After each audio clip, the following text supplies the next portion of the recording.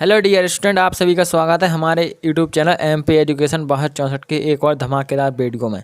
देखिए, इस वीडियो में हम देखेंगे कक्षा 12वीं राजनीति का सेट बी। देखिए, आपके 4 सेट आते हैं परीक्षा में, तो अब ये आपका सेट बी है। सेट ए और आपका मैं पहले डाल चुका हूँ, तो आप इसी चैनल पर जाकर पूरा वीडियो सेट ए देख सकते हैं। तो अब हम स्टार्ट करते हैं सेट बी। देखिए, सेट बी में पहला क्वेश्चन है आपका, सोवियत संघ के अंतिम राष्ट्रपति कौन थे? तो सोवियत संघ के अंतिम राष्ट्रपति मिखाइल गोर्बाचेव, बोरिस एल्सिन या खुरुश्चेव या ब्रेजनेव। तो ब्रेजनेव, तो इसका आंसर हो जाएगा आपका ऑप्शन नंबर बा, Boris Yeltsin is the correct answer. Soviet संघ के अंतिम राष्ट्रपति थे।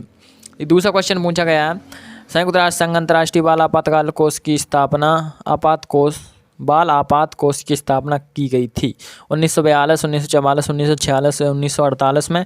इसका करेक्ट आंसर हो जाएगा 1946। अब देखिए, तीसरा है, कोविड-19 की शुरुआत निम्नलिखित में से किस देश में हुई? तो इसका आंसर हो जाएगा आपका चीन। अब देखिए, आपका जो चौथा है, क्योटो प्रोटोकॉल कब हस्ताक्षरित हुआ? तो क्योटो प्रोटोकॉल हस्ताक्षरित हुआ था 1997 में। और देखिए, आपका जो पांचवा क्वेश्चन है, निम्नलिखित में से किसे लौह पुरुष के रूप में जाना जाता है? तो भगत सिंह को, लाला लाजपत राय को, सरदार वल्लभ भाई पटेल या सुभाष चंद्र बोस को। तो देखिए, लौह पुरुष के रूप में सरदार वल्लभ भाई पटेल को जाना जाता है। ऑप्शन नंबर सा इज द करेक्ट आंसर। और देखिए, छठवां, भारतीय विदेश नीति में गुट निरपेक्षता का अभिप्राय है?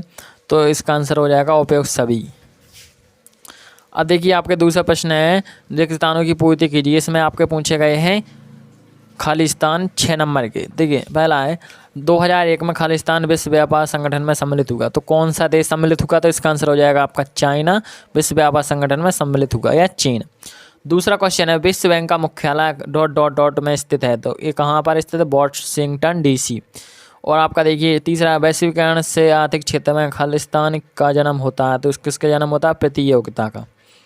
अब चौथा क्वेश्चन है, खालिस्तान 2 हिस्सों ब्रिटिश प्रभुत्व वाले प्रांत और देसी रजवाड़ों में था। तो ब्रिटिश इंडिया। अब देखते हैं, पांचवा क्वेश्चन था आपका, है, नीति आयोग की स्थापना खालिस्तान में हुई। तो नीति आयोग की स्थापना 1 जनवरी 2015। और आपका छठवां, खालिस्तान ने भारतीय क्रांति दल का गठन किया। तो अब देखते हैं, इसका आंसर अभी हमें कंफर्म नहीं हुआ, आंसर मिल जाएगा तो हम आपको इसका आंसर बता देंगे। देखिए, यहाँ से स्टार्ट होगा तक का तीसरा क्वेश्चन पूछेंगे, आपकी सही जोड़ी बनाइए। ये सिर्फ मैं आपको देखिए हिंदी में बताऊंगा पेपर, इंग्लिश मीडियम वाले बच्चों के लिए पेपर नहीं है। तो वो इसको अगर हिंदी में देख कर समझ सकते हैं तो उनको अच्छा रहेगा। इंग्लिश में पेपर लाना अभी इतना जल्दी नहीं आ पाएगा, तो कोशिश करेंगे लेकिन इंग्लिश में पेपर लाने की। देखिए, आपका देखिए तीसरे क्वेश्चन में सही जोड़ी पूछे गई है। देखिए, आपका मिलान किस प्रकार करना है। पहला है, सोवियत संघ में गणराज्यों की संख्या। तो सोवियत संघ में गणराज्यों की संख्या, तो देखिए सभी सही जोड़ियों का मिलान मैंने इस प्रकार कर दिया है, आप इसको देख लें और स्क्रीनशॉट ले लें। और इसके बाद देखिए, आपका जो चौथा क्वेश्चन है, इसमें पूछेंगे एक वाक्य में उत्तर लिखिए। तो एक वाक्य में उत्तर आपको देखिए इस प्रकार है, यूरोपीय यूनियन के प्रधान अंग कौन कौन से हैं? तो इसका हो जाएगा आपका आयोग, परिषद और संसद। दूसरा, सियाचिन समस्या का संबंध किन देशों से? तो इसका आंसर हो जाएगा भारत और पाकिस्तान। तीसरा, ब्यूनस आयर्स सम्मेलन कब हुआ? तो इसका आंसर हो जाएगा 1998। और देखिए, चौथा है, हैदराबाद का भारत मिला हुआ। तो भारत में विलय कब हुआ? तो इसका हो जाएगा 1947, 17 अक्टूबर 1947। अब देखिए, आपका पाँचवा, किस पड़ोसी देश के साथ भारत की सीमा सबसे लंबी है? तो इसमें हो जाएगा आपका बांग्लादेश। और आपका देखिए छठवां है, 1970 का आम चुनाव विपक्ष ने किस नारे पर लड़ा? तो इसका आंसर हो जाएगा लोकतंत्र बचाओ। और देखिए, सातवां क्वेश्चन है, OBC का विस्तार। तो OBC का होता है अन्य पिछड़ा वर्ग। देखते हैं, आपके पांचों क्वेश्चन पूछे जाएंगे। 77 लिखिए, आपके 6 नंबर के 77 हैं। पहला है, हमारा देश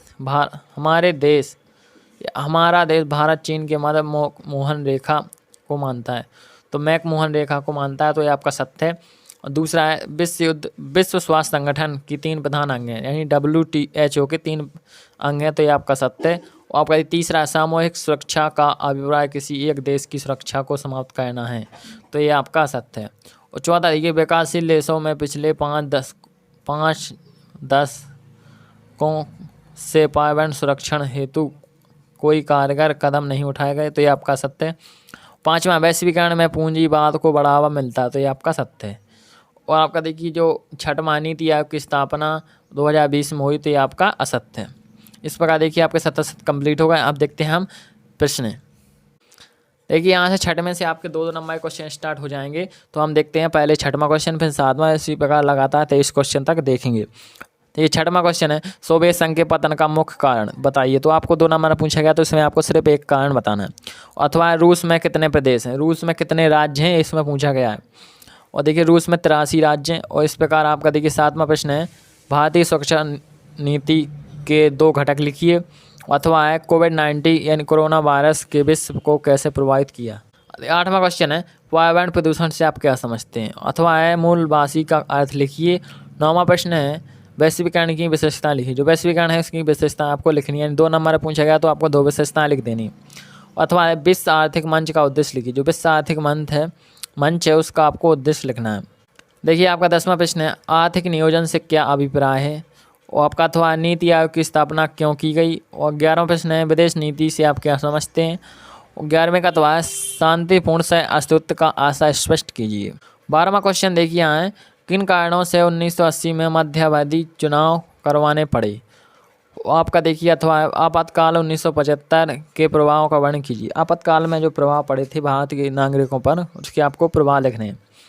और आपका 13वां क्वेश्चन है, क्षेत्रीय असंतुलन के प्रभावों को समझाइए। क्षेत्रीय असंतुलन है उनके प्रभावों को समझाइए। और देखिए अथवा क्षेत्रीयतावाद तथा अलगाववाद में अंतर क्या है या क्या अंतर है। अब देखते हैं आपका 14वां प्रश्न देखिए, आरक्षण के पक्ष एवं विपक्ष में 2 तर्क दीजिए। आरक्षण है वो उसके पक्ष विपक्ष में 2 तर्क देना है। अथवा है गठबंधन सरकार की प्रमुख समस्याओं को लिखिए। देखिए 15वां क्वेश्चन है, गैर कांग्रेसवाद से आप क्या समझते हैं। अथवा है दल बदल क्या है लिखिए। और 16वां प्रश्न है, सोवियत संघ विघटन की प्रक्रिया पर टिप्पणी लिखिए। सोवियत संघ का विघटन क्रम से लिखना है, यानी क्रमानुसार, प्रक्रिया क्रमानुसार होता है। और देखिए 16वें का अथवा है, द्वितीय विश्व युद्ध के बाद सोवियत संघ महाशक्ति के रूप में क्यों उभरा, कोई 3 कारण लिखिए। तो आपको इसके 3 कारण बताना है कि महाशक्ति के रूप में क्यों उभरा। और देखिए आपका जो यहाँ पर पूछा गया है 17वां क्वेश्चन, यूरोपीय संघ के गठन के कोई 3 कारण संक्षेप में लिखिए। यूरोपीय संघ के कोई 3 कारण आपको संक्षेप में लिखने हैं। और अथवा है यूरोपीय संघ के राजनीतिक एवं कूटनीतिक प्रभाव को स्पष्ट कीजिए। अब देखिए आपका 18वां क्वेश्चन है, देशी रियासतों के विलीनीकरण की क्या आवश्यकता थी। तो आपको बताना है देशी रियासतों थी जो भारत में, उनके विलीनीकरण यानी मिलाने की क्या आवश्यकता थी। और आपका देखिए 18वें का अथवा है, राज्यों के पुनर्गठन की क्या आवश्यकता थी। तो राज्यों का पुनर्गठन क्यों किया गया है, इसकी क्या आवश्यकता थी, आपको इस पर लिखना है। और देखिए 19वां प्रश्न है, 1977 में कांग्रेसी पराजय अथवा जनता पार्टी की विजय के कारणों की विवेचना कीजिए। तो आपको बताना है 1977 में कांग्रेस पार्टी क्यों हार गई थी और जनता पार्टी जीत क्यों गई थी, इनके आपको कारण बताने हैं। और देखिए अथवा है, युवा तुर्क से क्या आप समझते हैं। युवा तुर्क से आप क्या समझते हैं, इसको भी आपको बताना है। देखिए यहाँ पर 20वां क्वेश्चन है, ताशकंद समझौते के प्रमुख प्रावधान लिखिए। जो ताशकंद है उज्बेकिस्तान की राजधानी, वहाँ पर समझौता हुआ था 1966 में। तो आपको बताना है उसके प्रावधान कौन कौन से थे। और आपका देखिए अथवा है, भारत पाक संबंधों में मतभेद के कारण लिखिए। और 21वां प्रश्न है, संयुक्त राष्ट्र संघ के प्रमुख अंगों का उल्लेख कीजिए। संयुक्त राष्ट्र संघ है उसके प्रमुख अंग हैं, उनका आपको वर्णन करना है। और देखिए आपका यहाँ पर 21वें का अथवा है, विश्व बैंक की कार्यप्रणाली एवं कार्यों पर प्रकाश डालिए। जो विश्व बैंक है उसकी कार्यप्रणाली एवं उसके कार्यों पर प्रकाश डालिए। और देखिए आपका जो 22वां क्वेश्चन है, भारत द्वारा गुटनिरपेक्षता की नीति अपनाए जाने के कारण लिखिए। तो आपको बताना है क्या कारण है कि भारत ने गुटनिरपेक्षता की नीति अपनाई। और अथवा है, भारतीय विदेश नीति की कोई 4 विशेषताओं को संक्षेप में लिखिए। जो भारत की विदेश नीति है उसकी कोई आपको 4 विशेषताओं को लिखना है। और 23वां प्रश्न है, देखिए 23वां एवं अंतिम प्रश्न रहेगा इस पेपर का, भारत में क्षेत्रवाद के उदय के 4 कारण लिखिए। तो आपको बताना है भारत में ऐसे क्या कारण है जिससे क्षेत्रवाद का उदय होता है। जैसे अभी आपका किसान आंदोलन और मणिपुर, जो भी आपके क्षेत्रवाद हो रहा है, जम्मू एंड कश्मीर, तो आपको बताना है इसके क्या कारण है। और आपका देखिए अथवा है, क्षेत्रीय असंतुलन को रोकने के लिए कोई 4 उपाय लिखिए। और अथवा में जो आपके सभी हो रहे हैं इनके रोकने के लिए उपाय लिखना है। तो देखिए इस प्रकार मैंने आपको 23 क्वेश्चन कंप्लीट करवा दिए। आप इन सभी क्वेश्चन को अच्छे से तैयार कर लेंगे तो आपको कोई दिक्कत नहीं आएगी पेपर में, और आपका पेपर अच्छा जाएगा और आपके 80 में 75 अंक जरूर आएंगे। जय हिंद, जय भारत।